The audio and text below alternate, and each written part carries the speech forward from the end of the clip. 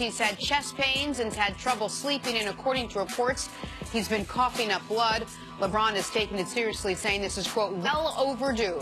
Nick, how big of a deal is Ty Lue's absence? Ty Lue's a good coach, so they're gonna be at a deficit at the coaching position. Now he says he's gonna be back in a week, but the biggest deal here is that Ty Lue gets healthy, and the scariest diagnosis is something that is undiagnosable. The scariest thing is when you go to the doctor and say, what's wrong with me? The doctor says, I don't know.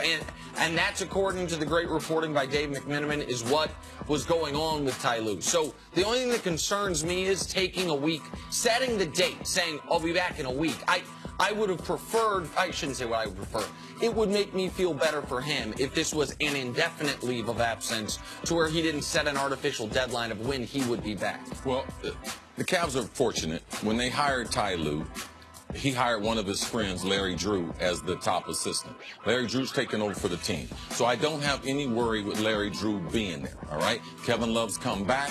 LeBron is still there. Larry Drew has been a head coach in this league. Not only that, was a player in this league for a long time. So I think that transition will be smooth. I'm more worried about his health. I could care less about the Cavs, could care less about the NBA, or just being a coach. We have seen the coaches, professional coaching ranks has deteriorated coaches' mental and physical body. To me, Tyrone, he's avoided the symptoms for so long. Now, he doesn't have a significant other in his life, doesn't have a spouse, doesn't have any children. So he is in a world by himself. It's a lonely world being in the coaching profession like that. So that's something he's got to adjust to. But the lack of sleep, I know because I battled with that for a long time. I used something as a sleeping aid for a long time. Had to get off of that from an addictive standpoint. So for me, I battled this for a number of years. So I know what your mind is telling you when you haven't slept. Your mind is telling you that you need to sleep, but your brain is still awake. And it becomes something that is very, very difficult to do the most normal things when you can't sleep. So I'm pulling for Ty Lue. He's one of the guys I really respect coaching. I don't think he gets enough credit to what type of coach he is. All right, the Warriors are reportedly targeting Friday for Steph Curry's return from an ankle injury. He tweaked that ankle multiple times this season. Nick, how serious should the Warriors be with Curry down the stretch? Listen, they are obviously, they've been as cautious as you can imagine.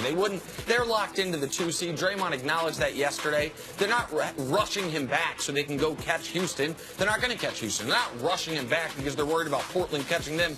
Portland's almost mathematically impossible for them to catch them. They're going to be the 2 seed. So they obviously think Steph has gotten all the time he needed plus a week. Because I'm sure Steph probably wanted to come back earlier and the team, take a couple more games. But I don't think this is an injury you can prevent. I think this is about luck at this point. Now, maybe there are things he can do in the offseason. Maybe there's medical procedures that can be done. But between now and the end of the playoffs, they just got to hope this doesn't happen. They got to hope he doesn't land funny or trip or stumble onto somebody's foot, because it's 4 times now this has happened this season. And it's happened a number of times throughout his career. Of course. In listening to Chauncey Billups last night, Chauncey said, and this is a fact, there are people that they grow up and they're in sports with weak ankles. Steph has his ankles taped. He also has on huge ankle braces, and he's got those shoes. Don't know how good those shoes are with the way that ankle has been doing. But Chauncey was saying that he had extreme concern for him because he had ankles a lot like this. And any day that he could twist it, it was something he had to adjust to. There's nothing they could do from a medical standpoint. It's just something as an athlete that you grow up with and you try to get used to. You try to do little things to strengthen it, but he wasn't able to do things that would prevent him from turning his ankle. So you should be concerned about Steph's ankles. All right, the Sixers beat the Hornets last night. Ben Simmons had a triple-double. 15 assists, no turnovers. Simmons became just the 3rd NBA rookie to do that. Nick, how dangerous can the Sixers be in the playoffs? Just the 3rd rookie do it, and the 1st rookie do it in 20 years. 15 assists, no turnovers. That's Chris Paul-esque. Now, I'm not calling him Chris Paul, but that is the type of thing you see from players such as Chris Paul, where they take care of the ball like that and also can still get people involved. He is one half of the reason that I think Philadelphia is a wildly dangerous team in the first round of these NBA playoffs. Joel Embiid is obviously the one that's going to get the most credit and going to get the most attention, but Ben Simmons is a matchup nightmare for so many teams in the East because he's a 6'10" point guard. You have a 6'10" point guard, you have a 7'2" center. Nobody else in basketball has that. Certainly nobody else in basketball in the Eastern Conference has that. As long as they don't get the Cavs in the first round, I will be picking them to win in the first round. They are definitely a dangerous team. We look at this and watch him play. He does it with such ease. We think, man, making an assist is easy. But I just watched Jenna. She was trying to put a mint in her mouth. Okay. And it went down. So, passing a mint, I guess it's more difficult than passing a basketball. She's got no assist and one turnover just trying to pass an Altoid from her hand to her lips. I mean, my goodness. Can I tell America something real quick? Right as I started talking, Stacey, right as I started talking, I saw a twinkle in your eye, and you grabbed the Altoids. And I'm like, is my breast, like, why is he doing this? Like, is my breast, what's happening? I didn't know that it happened. You need a cinnamon. All right, okay, I didn't know what was going on. All right, sorry, as we were. Find your lips, gentlemen. Where were we? Finally, I know no one saw that. You know how many things are under this table that I've dropped? Rumor has it that after all the courting the Broncos apparently did with Kirk Cousins, they never Size matters. Clearly. They never actually extended an offer to the free agent quarterback. It was reported that Broncos GM John Elway knew the price for Cousins was going to skyrocket as teams began bidding, and he wasn't going to be competitive in that race. So Denver signed Case Keenum, their plan B, to a 2-year, $36 million contract. CC, what do you make of the Broncos not going after Kirk Cousins? Oh, I believe him. I believe John. I know they have cap restrictions, so trying to go after Kirk Cousins in this open market, well, you had a couple teams that were saying, man, we don't care. We'll pay the guy $30 million. So like, man, listen, that's not a race for everyone to be involved in. And the Denver Broncos, this is not a team that is absent of a quarterback for a championship run. They have other huge holes that they have to fill. And if they had made that, they would have had to maybe cut Demaryius Thomas. They would have had to go to some other people for a potential salary reduction. Like, it would have really hurt this team. They wouldn't have been able to help him on the offensive line or to get some type of running back. So I think that John Elway did the right thing. There are quarterbacks that are within your budget, and now they can move forward and try to improve this team. Also, what John did was, too, it makes it better for the press conference when you can say, I didn't offer the guy, or we had to settle for this guy, all right? So Kirk Cousins was on their radar. They knew the asking price was going to be too high. So I believe, John, that he said, man, we have our guy. Yeah, they moved their expectations way down. They targeted their guy. Also, Case is from Texas, knew that he might want to come back a little bit further out west. So they went after him, and they were able to get him signed. So that was successful for the Denver Broncos, and I got no problem with it. Kirk Cousins is not the caliber of quarterback that you blow up your cap mechanics for, unless you're in a particular situation. Kirk Cousins, not Aaron Rodgers or Drew Brees or even Ben Roethlisberger or Russell Wilson. A guy that you will, if he were available, you'd say, you know what? If he wants to come here, we will make it work by any means necessary.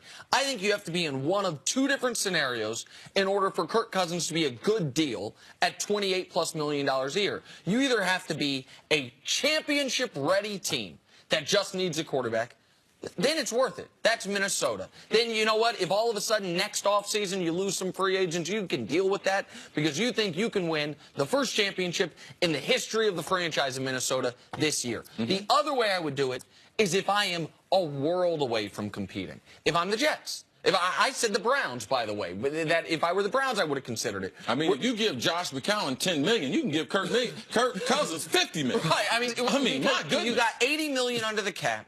You need to give free agents a plausible reason to believe you're trying to compete, and because you don't have many good players, you don't have many players making a lot of money, so you can afford to overpay. The spot you can't be in my eyes, and pay Kirk Cousins this type of money, is an okay team. A good team, like a decent team. By the way, that's the exact spot Washington was in. And that's why they didn't want, in my eyes, to give Kirk Cousins this deal. They knew he is not good enough to be the force multiplier that will all of a sudden take us over the top.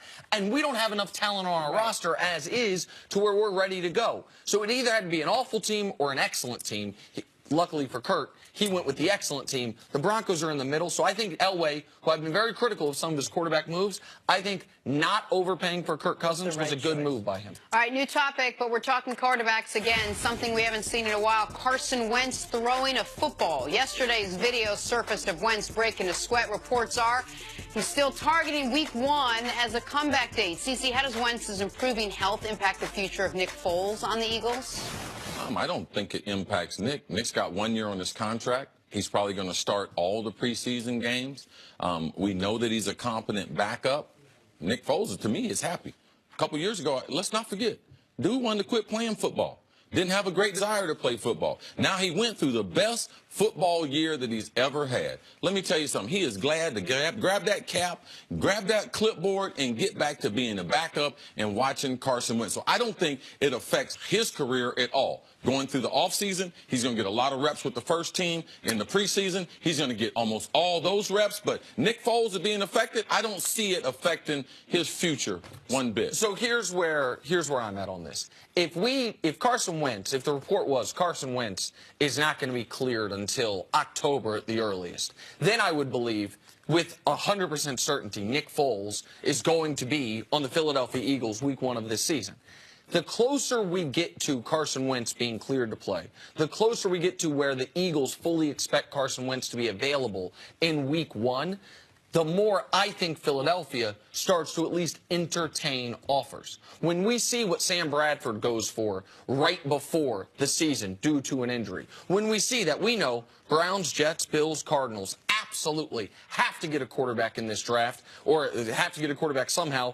Dolphins, Ravens, Bengals, those are teams that would probably like a quarterback, a young quarterback at some point, possibly to start grooming. Like, there's going to be a team that either wanted a quarterback in this draft that is unable to get one, or a team that suffers an injury at quarterback. And I would imagine when that happens, Foles is everyone's #1 option as potentially available. He's only available in my eyes, if I'm Philly, if Carson Wentz is healthy Week 1. That's why. And that's it. Healthy Week 1 is where the bar is. It's not like, let's see 6 weeks in where he is and how it's holding up. No, I wouldn't think that with today's technology. I don't think that once a guy's cleared to play at that position, I'm not worried. Once Carson can play, I'm not worried about the ACL as far as, we're going to have to go to Foles because he's the better player.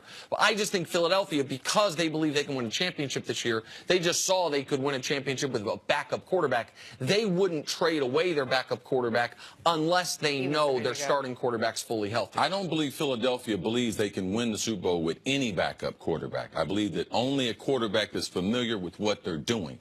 They got very, very fortunate last year. I don't believe there is a market for Nick Foles. I know, Nick, you talk about Sam Bradford. Sam Bradford was still a more accomplished football player than Nick Foles. Nick Foles is not a starter in the NFL. Like, we can keep trying to make him one, but there is no market for Nick Foles. Yeah, he had a great job. Look how much confidence we had in Nick Foles.